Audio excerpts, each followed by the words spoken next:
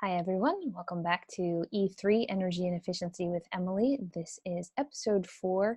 We have site orientation and daylight planning today. So bear with me as I use my notes to make sure that I cover everything that I want and not talk for too long today.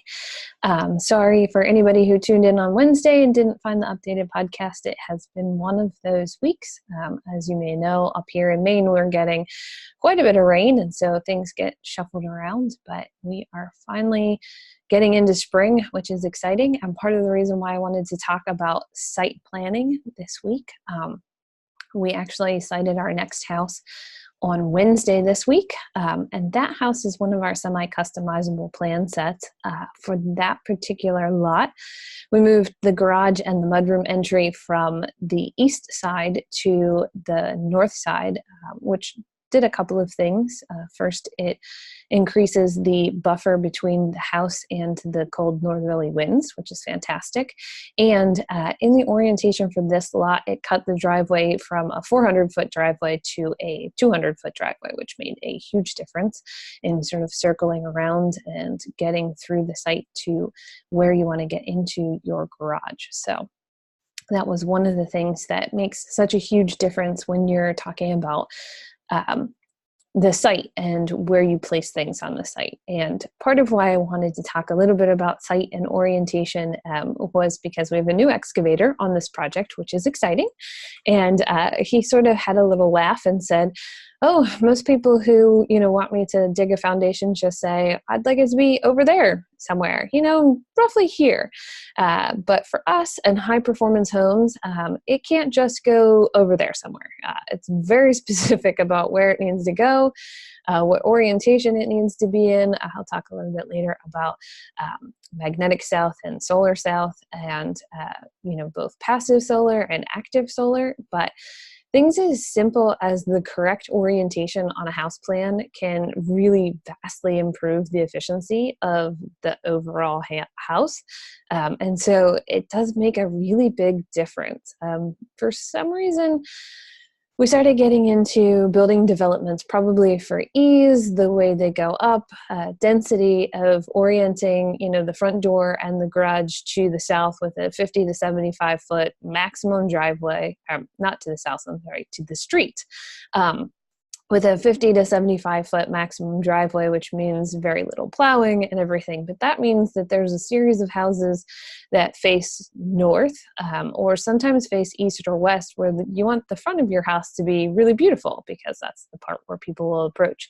But the efficiency of the house can really be compromised depending on the orientation. If you have a north orientation with lots of windows, you'll have a really poor performing house. And at the same time, if you have a west orientation with lots of windows, you could have some major overheating in the summertime without window shades. And we all sort of laugh a little bit at that because, hey, this is Maine and we talk about having winter for 9 months of the year. But realistically speaking, overheating in a high performance house can actually be a thing as well because it's going to hold that heat in. And if you have a ton of west facing windows that don't have any kind of solar shading or even interior shading that you remember to put down every day, you can have a lot of overheating within the space. So I just wanted to first, give a little shout out to our friend Mike Maines, who has been on the podcast and we'll probably see back here on the podcast. I expect that he will probably be a frequent visitor to our energy and efficiency because he's full of vast knowledge. But check out his most recent article on rain screens in fine home building. The link will be in the show notes, so check it out. I also wanted to say we're going to talk about a little bit more on characteristics that you want to look at and what a site evaluation is and how every house isn't specifically made for every site. I touched on that a little bit, just talking about, front facing, front door to the street. But there are lots of other considerations. And one of those things is putting the garage on the north, or as I like to call it, the ugly side of the house. I think that every house probably has an ugly side. It's really hard not to do that when you group things together. So I try to make that the north side if possible, and I try to push the house as far back onto the north side of the lot so that we can get a tree buffer. We can use the garage to buffer the back side of the house, and so that we can put things. Most of our houses are heated with heat pumps, so we can put our compressors on the north side. Things that we don't want to see. We also have a tendency to put bathrooms on the north side, closets on the north side, anything that's a utility space to kind of keep that from needing to have extra windows, because the difference between a window at maybe R5 or R7 and our R40 walls is a huge difference. So we want to cut down windows where we can, especially for 9 months of winter heating, whether it's on the north side or not. So I also wanted to talk a little bit about projects. People will often build on a large piece of property, which is, expanding the density. And if you have a big piece of property, it's also, you're trying to get away, get farther into the property. But when you have a long driveway, you have a lot of utilities that have to get there. First, the driveway itself is a cost that you'll have to consider, but also the electrical, which would be coming from the street. Is that underground power? Is that poles? How long is the driveway to get electrical to the house? Or are you totally off the grid? And then if you're off the grid, the orientation of the house is even more important, because you want to make sure that you take advantage of passive solar. And you also want to make sure that you're not overheating, so that you require a lot of electrical to cool the house in the summertime. And you need to make sure that your building envelope is as tight as possible. So if you have really brutal cold winds coming up along the property, so we have a piece of land that we're building a house on, that it's on the end of the lake at the top of the hill. And at the top of the hill, it's extremely windy. So you need to prepare for that major wind that's coming onto your site. It's going to affect the siding that you use. It's going to affect your leakage rate. If you've done any blower door testing, we assimilate that to about a 20-mile-an-hour wind pushing against the house. So if you have a really windy site, you're going to force air leakage in places that you maybe wouldn't on a more protected site. And there's also a lot of difficulty in constructing on the side of a hill or down a long driveway. And for instance, we do a lot of panelized construction, which is fantastic. And you will probably hear us talk a lot more about that on the blog in different ways. For the most part, you can't get anything inside your house that didn't come from a factory. So we're starting to push the envelope on, well, why isn't the exterior and the building envelope of the house also panelized? Why isn't that a series of components that are more efficient, that put together and build better housing? So anyway, we've been panelizing our houses for the last 5 years.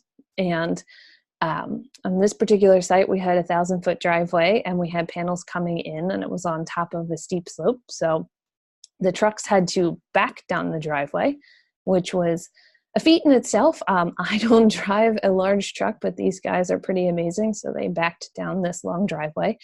And then at the bottom of the site, we actually ended up not having enough room to use the lull to get the panels off of the truck. So we had to use our crane to get the panels off the truck, which was just another part of coordinating on a particularly challenging site. So if you know you're going to be building and you're going to be building in a certain way, if you got to get a concrete truck down a really long driveway and it's April in Maine, it could very well get stuck. We poured in the wintertime, which was crazy. We've also sited a house in February where it was 60 degrees, and we've sited a house in April where it was freezing and snowing. So this year, April has been pretty brutal. It was the end of April, and one of our land surveyors commented on the fact that they still had snow. So yay, super exciting. And by super exciting, I mean not so much. But you have to coordinate those things. And so your site is incredibly important about where you put things. Now, that site is phenomenal, probably the best possible orientation, oriented to the south. So there's a 48 panel solar array, totally gonna be a net positive house up on the side of the hill, had the ability to take advantage of both the solar and the view. So that south facing side of the house has a complete view down the length of the lake. So couldn't have picked a better site as far as view and orientation. But again, thinking back on those challenges of the length of the driveway, how windy the site is, and what are the aspects of the site that you actually want to look at and see when your house is complete. But along with that is daylight planning. So one of the things that we do in all of the designs of our house is plan where you're going to be throughout the day.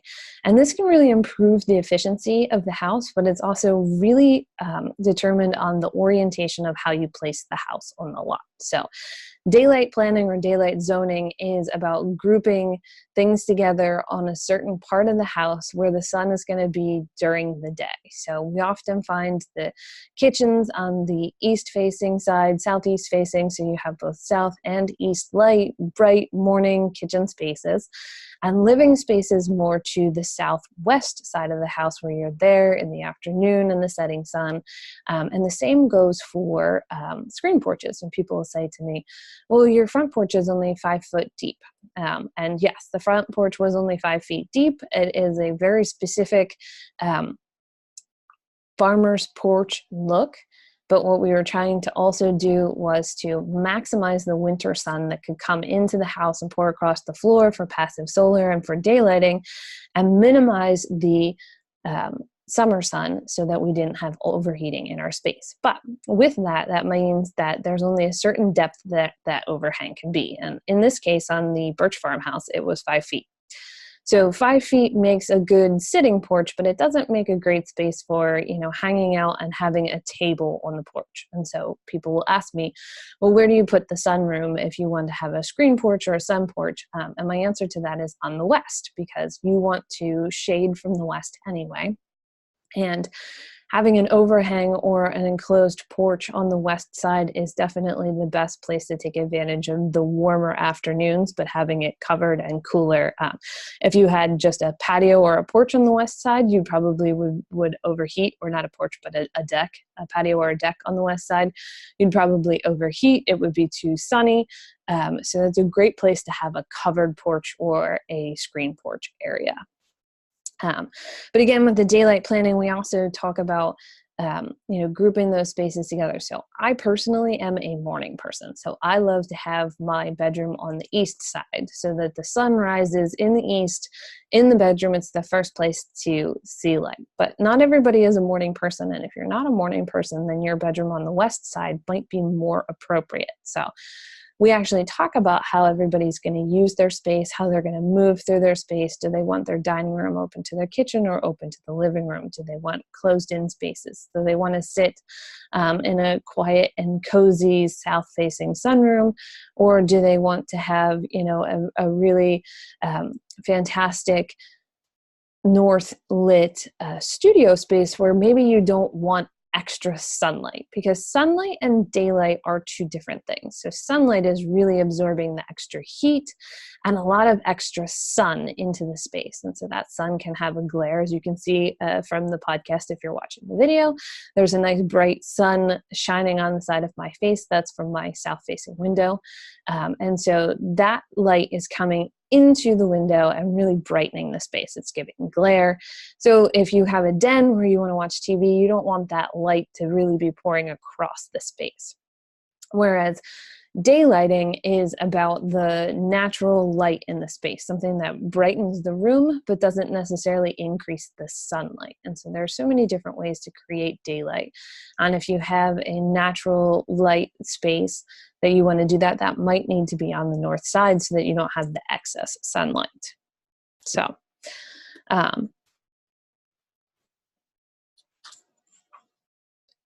we always group our utilities and try to cut down on the number of windows that we put on the north side. So we improve the efficiency of our houses, sometimes just by putting less windows in, or putting windows in specifically where you want them. One of my favorite things to do is when I'm teaching my sustainable design and building science class at the university is to give the students a north-facing view and tell them to figure out how to improve the efficiency of the space when what you want to look at is to the north side, but the efficiency that you want to have in your house without freezing is a major factor in that. And so it's always fun and challenging for them to come up with, where's the view corridor? How do we cut this down? How do we make this great space? Do we use a triple pane window? Can we increase the insulation somewhere else to kind of make up for this factor?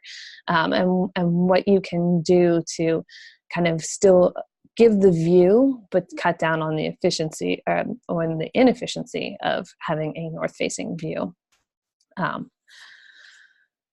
It can dramatically affect the orientation of a building if you have a view in a certain direction, or if you have efficiency that you want to meet. So say you want to do a net zero house, you want to do a high performance house, you want to do solar on your roof.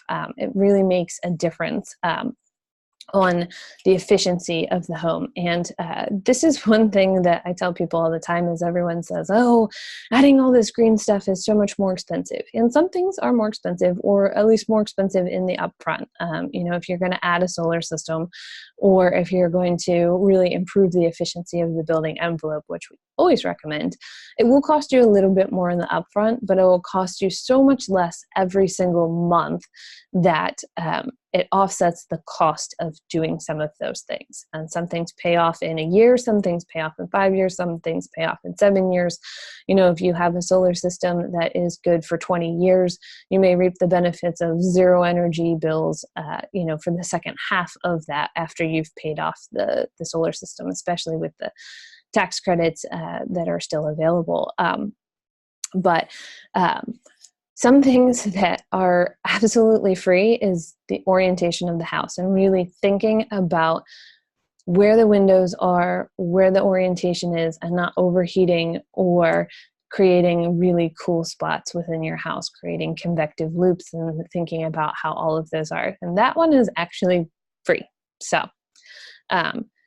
and in Maine, where you need the most heat, the most sunlight should be on the south side. So we say south facing, but that doesn't necessarily mean that the front of the house has to face south. It just means that the majority of your window space should be on the south side. And so if you have a north facing house, you have to get a little bit creative on how to make that look good and still perform really well.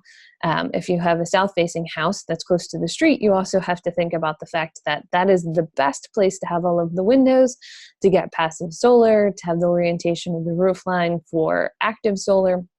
But that if all of your neighbors can see you hanging out in your house like you're in a little fishbowl, maybe that's not the best scenario. So orientation makes a big, big difference. Planning for your orientation on the lot or in your development, or just the purchase of a lot itself. We're finding here that it's becoming more and more difficult to find a lot or find what you're looking for in the neighborhood that you're looking for.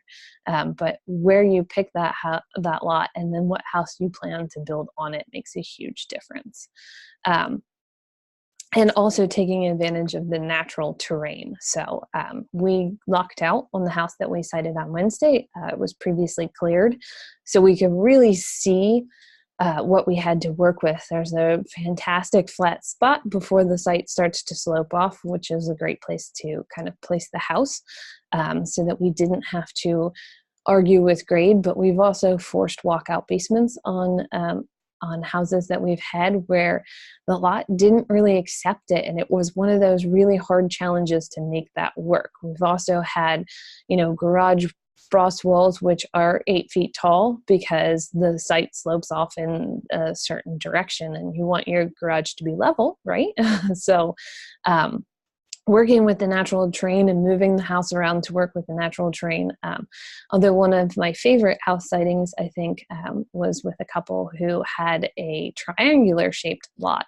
And we had to work out the orientation of the lot while it was still wooded. So it was a little bit hard to see exactly what we were working with. We kind of knew the slope of the lot, and we moved the house around until we had it just in the right place. Where the back corner, which was to the northwest, pointed directly at the trail system, and the lot sloped off on both sides. And so there's this natural stream on both sides. And so the house actually lives back to that northwest corner. And it is absolutely beautiful and amazing that we managed to site that in the middle of the woods in the right time. And that's when you know you've gotten something correct, is when you have the house placement after the house is built and you go, yep, we got that right. So it makes a major difference when you're placing a house, that it can't just go right here. Or, after I posted on Instagram about siting the house and how important that is, and how much fun we have doing that with we site all of our houses with Solar Steve, who is our solar guru, and he is fantastic. And he comes out and we square the house and we look at the compass and we look at magnetic south, and then we look at solar south, which is here in Maine is about plus or minus 15 degrees to the west. And so we make our orientation to solar south so that we can get optimal south exposure for our passive solar gains, and also for our active solar system. And then we make sure that the house is kind of sited on that axis.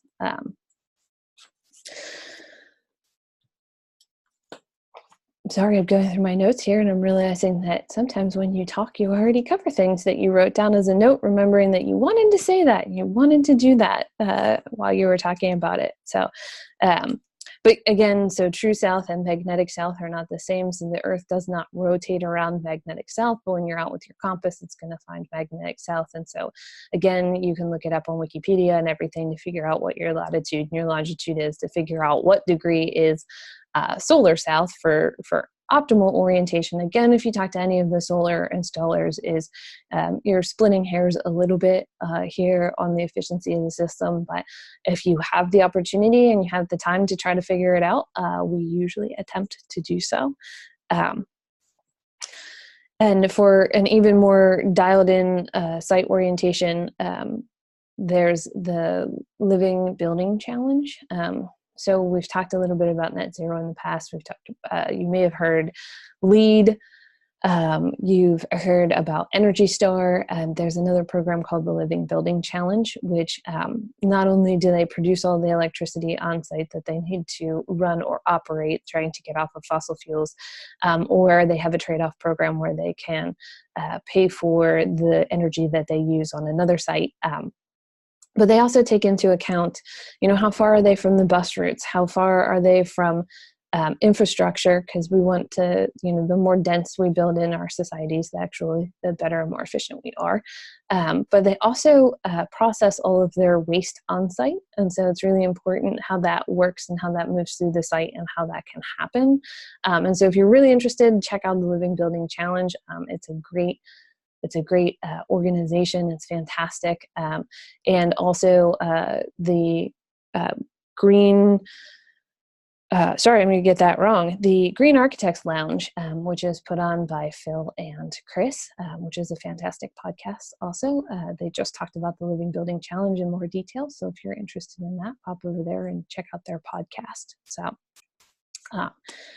on finishing with that, I just wanted to get on today and talk a little bit about site orientation, because we feel like it's really important. And although we laughed about it and we thought it was kind of funny that the excavator that we were planning to use says, oh, people just, usually say over there somewhere, I'm hoping after working with us, he's going to think about it a little bit more, maybe not.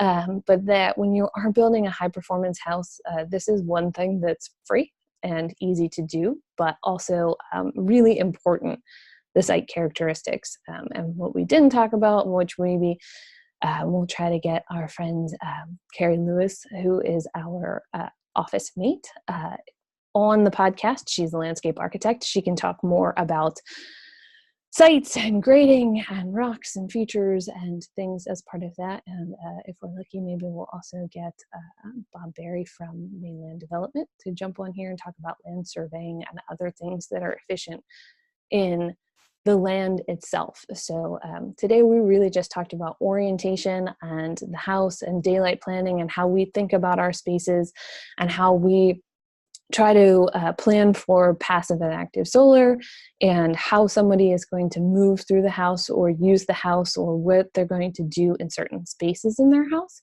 and how that really affects the orientation and the efficiency of the structure. So thanks for joining in here today. Oh, and I forgot to mention, this is one of my favorite books. This is the one that I use in my class. It's called the Green Studio Handbook. It's a great guide to just start thinking about other ways to plan efficiency into your home or your building from the design process. So it's great to make a design more efficient, but it's even better to have a truly integrated design where you've thought about all of that while you're designing. So that's something that we do, something that we really think about, and we thought it was important enough to do a whole podcast about it. So again, thanks for joining in. It was enjoyable, and we will see you next week.